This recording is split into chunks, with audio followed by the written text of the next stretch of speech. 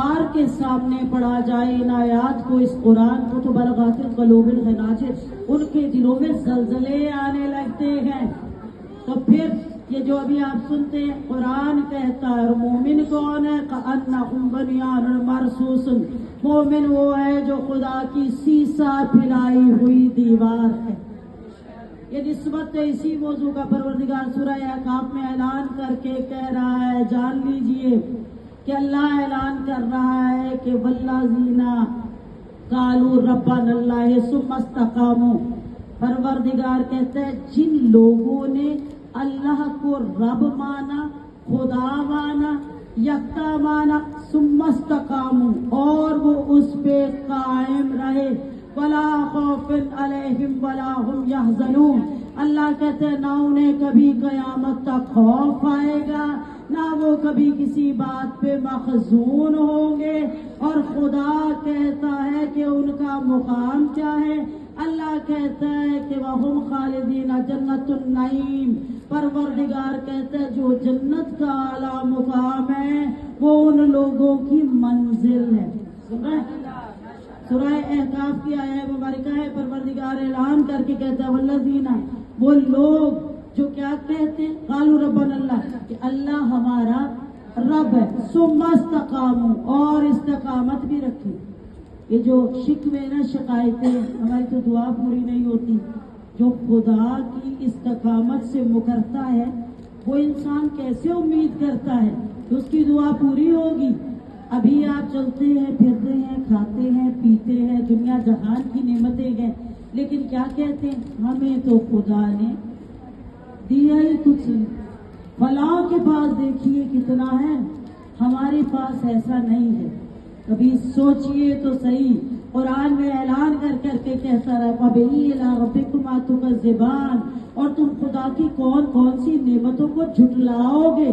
اس کا مطلب ہے کہ یہ بات کہتی کہ انسان نعمتوں کو جھٹلانے والا ہے، تبھی تو خدا نے کہا کون کون سی نعمتوں کو جھٹلاؤ گے، لیکن یہاں مزاج بدلا ہوا ہے۔ یا اللہ کہتا ہے والذین، اللہ کہتا ہے کہ جو لوگ یہ کہتے ہیں کہ اللہ ہمارا رب ہے، ثم استقاموا، اور استقامت رکھتے ہیں، تو اللہ کیا کہتا ہے؟ اللہ کہتے ہیں ولا خوف علیہم ولا ہم یحزنون، نہ انہیں خوف ہوگا نہ کبھی وہ محزون ہوں گے۔ سن رہے ہیں؟ ہمیں کس بات کا خوف ہے؟ آندھی چل رہی ہے، مجلس میں جائیں کہ نہ جائیں؟ ہمیں کس بات کا خوف ہے؟ اپنے گھر سے زکوٰۃ کے پیسے نہ نکالیں گے، نہ وہ ہمارے پیسے ختم ہو جائیں۔ ہمیں کس بات کا خوف ہے؟ اگر راہ خدا میں ہماری اولاد کی ضرورت پڑ گئی تو ہم نے چھپا لیے، اللہ ہم تقیہ کر رہے ہیں۔ ہمیں کس بات کا خوف ہے؟ ہماری صحت ہے، ہم نماز نہیں پڑھ رہے، اللہ کیا کرے؟ بیٹھ کے پڑھ سکتے ہیں، کھڑے ہو کے نہیں پڑھ سکتے۔ اللہ زندگی کی مصروفیات ہے، کیسے خوبصورت بہانے بنا کے انسان اپنے خدا کی نعمتوں کا انکار کر رہا ہوتا ہے۔ تو وہ جو فَبِأَيِّ آلَاءِ رَبِّكُمَا تُكَذِّبَانِ ہے، وہ آپ کی اور میری بات ہے کہ کب تک جھٹلاؤ گے؟ کبھی تو کہو گے نا۔ آج آنکھیں بنوانے جا رہے ہیں، جو جا رہا ہوتا ہے وہ بتاتا ہے، اللہ نے جو دی ہے وہی آنکھ سب سے بڑی ہے۔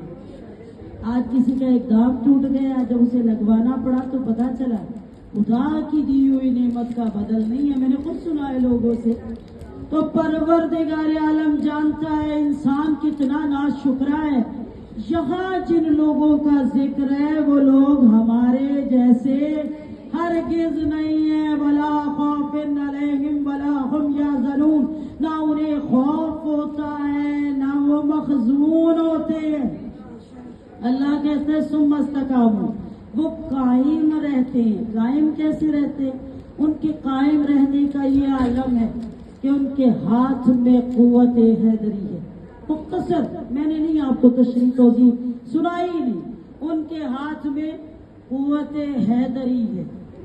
جب وہ دستے ید اللہ پہ آئے تو پھر عین اللہ نے نظر ڈال کے ان کا چہرہ دیکھا، اور لسان اللہ نے ایک مرتبہ ان کے رخساروں پہ اپنی لسان پھیر کے، اپنی زبان پھیر کے مسکرا کے کہا تیرے چہرے کی شرینی ایسی ہے کہ کہ میرے منہ میں تیری محبت کی مٹھاس آتی ہے.